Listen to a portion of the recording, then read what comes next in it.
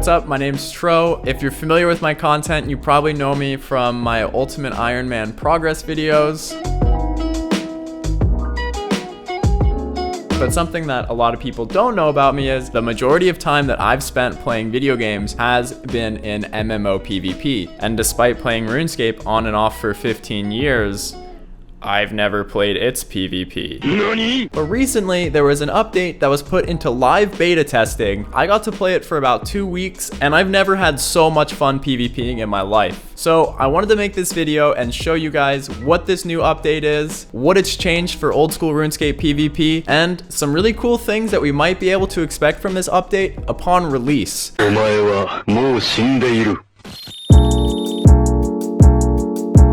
It's called Last Man Standing, and it's actually nothing new. First released 2 years ago as RuneScape's best attempt at a battle royale. Right, I got 4 chests to loot unless someone comes and pilfers my building. Get out my building!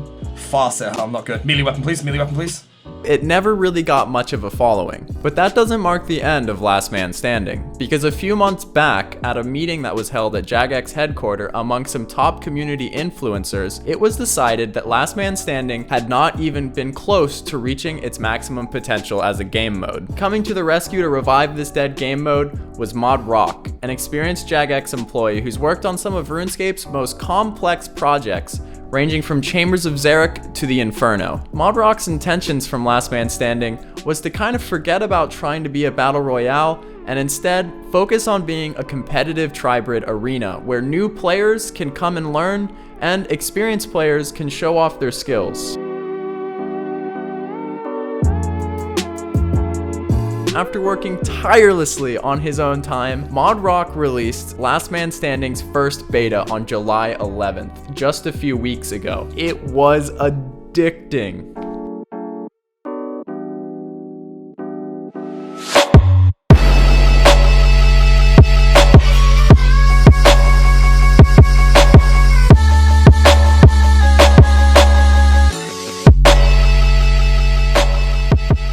The Last Man Standing beta rework went live across 5 tournament worlds, and upon release, they were all active and buzzing. And after 3 weeks of the beta being live, I can confidently say that the player base consensus is that Last Man Standing is a ton of fun.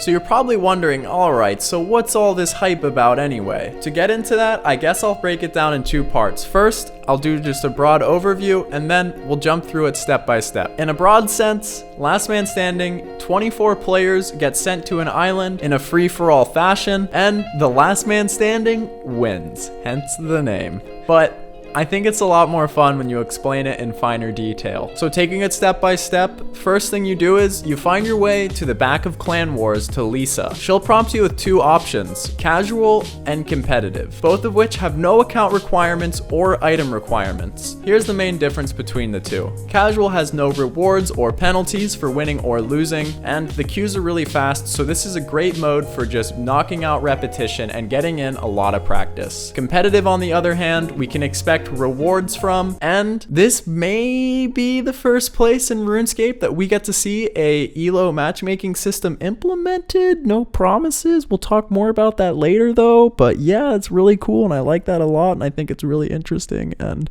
could do a lot for competitive PvP. But since we're just trying out Last Man Standing, let's jump into a casual queue and keep moving along here. Once 24 players are in the queue with us, we'll all be sent into the island. Upon loading into the island, all of our combat stats are now 99, except for defense, which is 75. Everyone also spawns with the same food and potions setup, along with the exact same standard tribrid setup. Although it is free for all between the 24 different players, it is 1v1 combat only. So people who are familiar with battle royales and know about third partying, you do not have to worry about this here. It's all about fair 1v1 fights. So for each player that you kill, all of your supplies are restored and you're rewarded a bloody key. The bloody key can be used at the reward chests across the game. From within the reward chest, you get 2 items.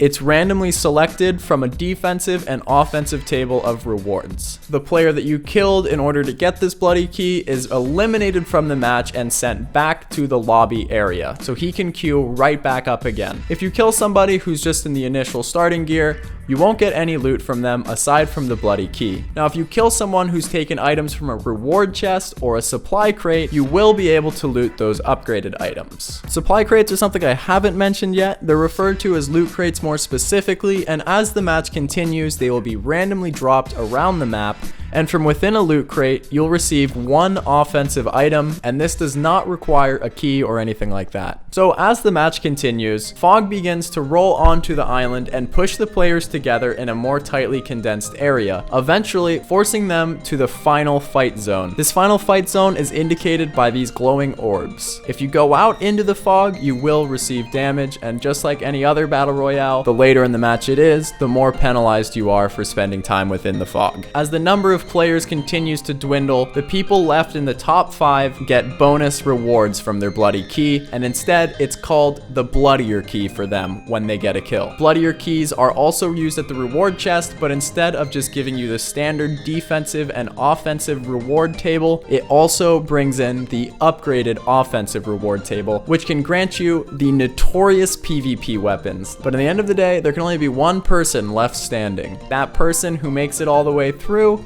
is hereby the victor. So within the 3 weeks that Last Man Standing was live, it really brought some changes to the PvP scene.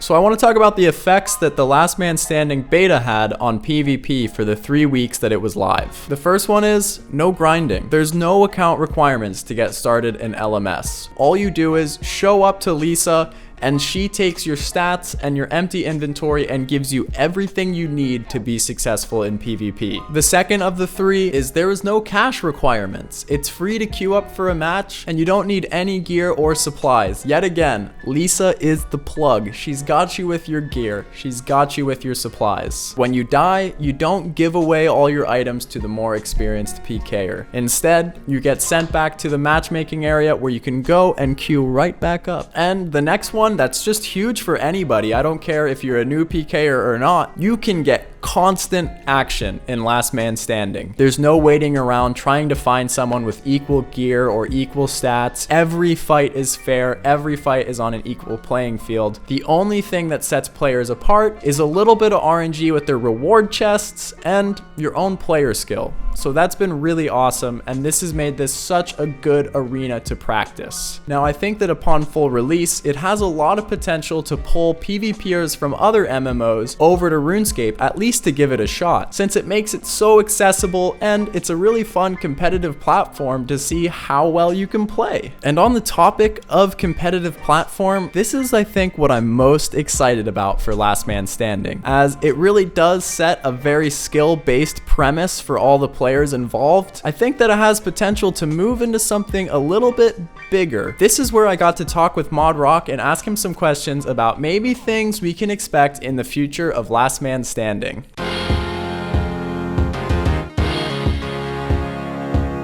In the recent warding poll on July 24th, Jagex stated that although warding did not pass, they have plenty of things to focus on, and one of their top priorities, along with Song of the Elves and quality of life changes, was Last Man Standing. So with a successful beta release and a good team working on Last Man Standing, there's a few things we should expect to see for sure implemented into Last Man Standing on full release. One thing that's really exciting that I think we can for sure expect to see released is a new map. It's a player submission. I really hope that the art department has time to implement this into the game. We can definitely expect a leaderboard system to come out with full release. Even if it's not like ELO pro competitive system, they'll at least still have the current competitive system that exists. A big quality of life change that will be coming out with full release is when you spawn up on the island, your inventory just kind of pops up in a little bit of a mess. With full release, they're gonna make it so you can actually choose how your inventory is organized upon spawning on the island. Last Man Standing will also be available to free to play, and when inside of Last Man Standing matches, they can actually use all of these member items. This will be a really cool way to get people from other MMOs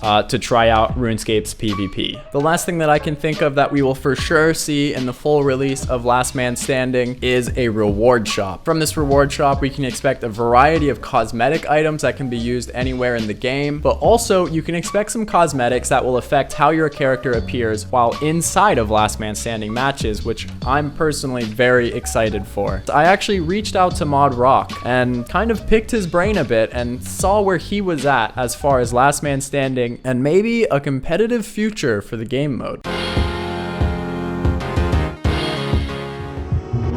To my surprise and great joy, Mod Rock said that he's extremely interested and definitely is asking for an ELO system to be implemented into Last Man Standing. Mod Rock also said that with the success of the beta, there's been an increased interest around the Jagex headquarters in Last Man Standing from all departments, varying from programmers to art and even to the newly appointed head of esports, Mod Rogue. Rock said that they'll be working together as they have a few conversations that need to be had about the future of the game mode. With her interest within Last Man Standing, it makes me very hopeful that we may just see a competitive ELO system implemented into RuneScape. ELO systems are basically smart matchmaking where it tracks your performance, and based on your stats in games, it will predict how good of a player you are and it will put you up against other players of equal skill level. This would allow us to have a actually accurate ranking system, and from my interview with Mod Rock, I do know he's on board and he would really like to see these updates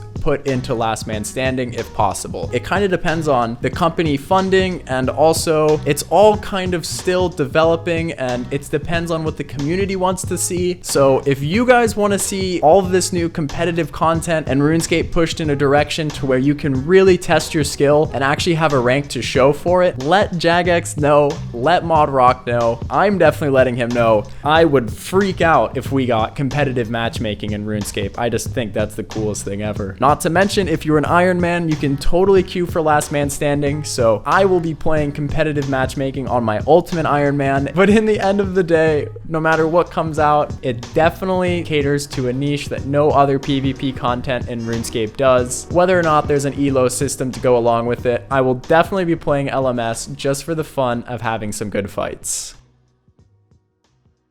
The tentative release date for Last Man Standing is hopefully going to be sometime this autumn. After watching through this whole video and maybe playing in the Last Man Standing beta yourself, what would you like to see implemented into it? Or what kind of niche do you think Last Man Standing should fill in old school RuneScape PvP? For me personally, there was a lot of things I loved about it. The biggest one was I think Last Man Standing is just a great competitive platform. There's an equal playing field, everyone has the same stats, gear, and supplies, and it makes me feel like I'm really improving as a player because I don't have a gear advantage, my opponents don't have a gear advantage, and it just brings it down to raw player skill. I also love that there's no grind involved. You just jump in and have fun. This is something unheard of for RuneScape. There's always grinding. They always make you work for it. But this, not so much. And I love it. I think it's great. And even though there was a million things I loved about it, I think the last thing really worth mentioning for this video is that tribe raiding is so much fun. Oh my god, it's really hard, it's really complex, but when you start getting kills and getting the hang of it, it's like, wow, this is really rewarding. It's super satisfying. So overall, I just had a great experience playing the Last Man Standing beta. I'm really excited to see this new map implemented, which hopefully is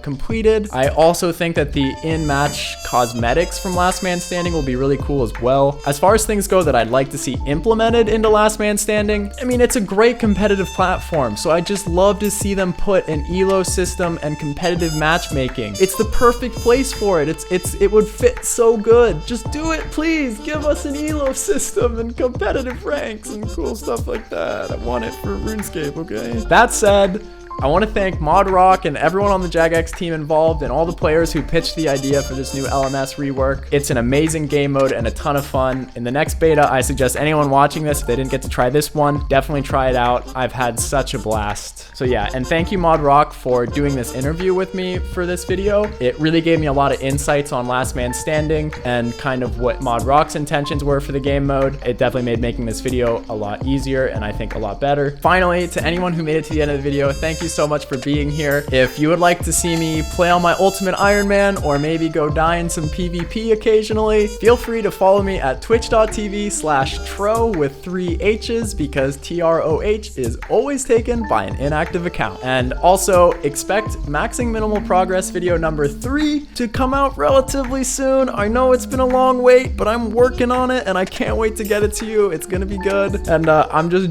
juiced to be here making videos. So thank you to everyone who watch my content and watch the video and stuck around, and everyone who subscribes to me on Twitch. That's where all my money comes from. So I really appreciate it, and I'll see you soon. Bye.